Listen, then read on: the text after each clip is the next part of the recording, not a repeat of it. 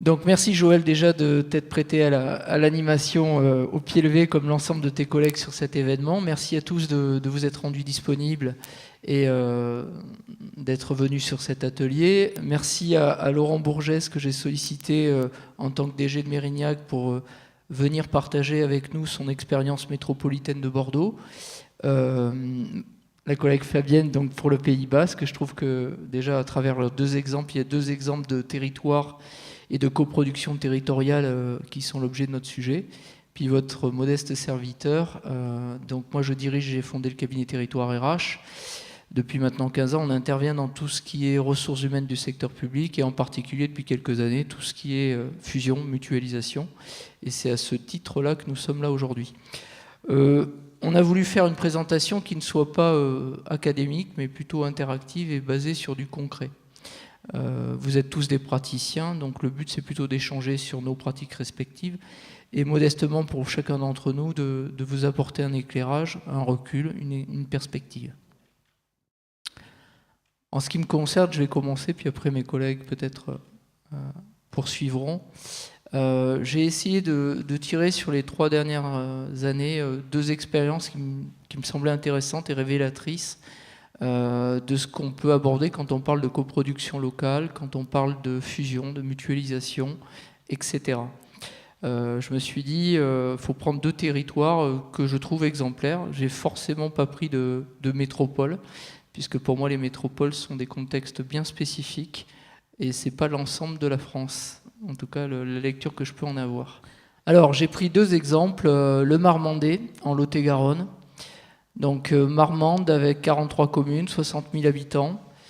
Où on nous a demandé de réaliser un audit de l'intercommunalité et par la suite un schéma de mutualisation. J'ai trouvé ça assez exemplaire quand on parle de coproduction territoriale, d'une expérience intéressante. La deuxième, c'est le département du Tarn. D'ailleurs, j'ai fait une petite coquille. C'est pas le Tarn-et-Garonne, c'est le Tarn, avec le pays salvagnacois et 63 communes, 70 000 habitants. Là, il s'agissait de fusionner 4 intercommunalités, 3 intercos et un pays, et à partir de ça, d'essayer d'en tirer une expérience. La première des choses, je pense, quand on parle de coproduction territoriale, je me tourne vers mes collègues, on parle d'abord de territoire. Je crois que c'est important, ça a été évoqué dans la séquence de ce matin, la première séquence. Il faut d'abord parler de géographie, il faut parler de dynamique des acteurs, il faut parler d'économie, de social, de choses concrètes en fait. Ce qui m'a apparu intéressant dans ces 2 exemples de territoires, dans des départements ruraux, c'est qu'on retrouve à chaque fois les mêmes dynamiques territoriales. Une ville-centre, un pôle de centralité sur un territoire, pôle de centralité administratif, économique, de services, parfois touristique, patrimonial. En général, une ou deux villes périphériques qui sont un peu à l'ombre de la première, qui jouent un peu un contrepoids. Ensuite, un 3e niveau que je qualifie de bourgs-relais, qui sont des communes entre 1500 et 3500 habitants, qui, sur leur secteur géographique, ont un rôle finalement de pôle de centralité. Et puis ensuite, les communes les plus petites, alors qui n'aiment pas qu'on les appelle communes rurales, mais les plus petites d'entre nous, si je puis dire. Et pour moi, un territoire, à chaque fois que j'interviens sur un territoire, je le décris, je le décortique, j'essaie de le comprendre au travers de ces différentes échelles.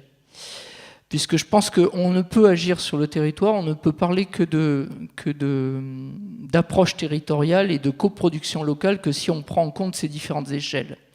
Dans les différents sujets qu'on va évoquer jusqu'après, on va le voir, alors dans des contextes métropolitains ou assimilés, c'est ce qu'on retrouve à chaque fois. Il y a une dynamique des acteurs qu'il faut avoir en tête.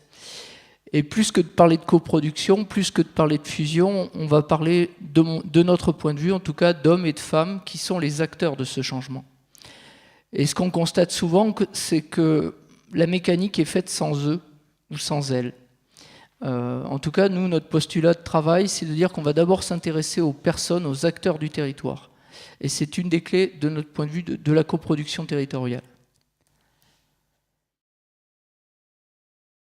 Alors, il y a, je crois, un élément important à voir sur la coproduction territoriale, c'est que, en tout cas sur les 3 dernières années, celles qui viennent de passer, il faut partir du principe qu'on est sur des territoires issus quelque part des élections de 2014. Donc en clair, 40% de nouveaux élus. On ne le dit pas assez souvent. Des élus nouveaux qui forcément prennent acte petit à petit du sujet, essaient de le comprendre. Ils essaient d'abord de comprendre leur commune, et c'est pas simple quand on a un nouvel élu. Mais c'est encore plus compliqué de comprendre l'intercommunalité, et alors je ne vous parle même pas de la réforme territoriale, du chef de fila des régions, du nouveau positionnement des départements, et j'en passe des bonnes et des meilleures.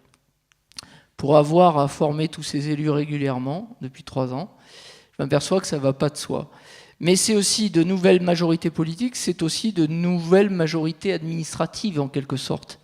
Puisque qui dit nouveau maire dit malheureusement ou heureusement souvent de nouveaux DG. De nouveaux DG qui eux aussi doivent prendre leur marque avec de nouvelles équipes de direction. Et quand on parle de coproduction territoriale, ce sont des éléments à avoir en tête. Alors vous pouvez vous dire, c'est simple, c'est basique ce qui est évoqué, et pourtant c'est essentiel. Dans les 3 dernières années, toutes les missions où je suis passé, c'est quelque chose qu'on n'avait pas intégré, ou en tout cas anticipé. Globalement, ça a été évoqué par Joël tout à l'heure, on est aussi dans une approche globale où clairement on fait comprendre aux collectivités locales que c'est elles qui dépensent, alors qu'on le sait tous ici, 90% de la dette est étatique, elle n'est pas des collectivités, mais pour autant les collectivités culpabilisent, et elles ont senti depuis 3 ans une forte pression quant à la nécessité d'optimiser, de mutualiser, etc. Mais c'est vécu souvent comme une injonction extérieure. Ce sont des éléments à avoir en tête. Parallèlement, on a des habitants, ça a été un peu évoqué ce matin, mais peut-être pas assez à mon avis. La particularité de la territoriale, c'est la relation à l'habitant. Les élus, les cadres que vous êtes confrontés aux habitants, en permanence, en temps réel. Et en fait, il y a comme une contradiction avec les logiques de mutualisation et de coproduction et les logiques de proximité à l'habitant. On doit gérer finalement ce qui est ingérable.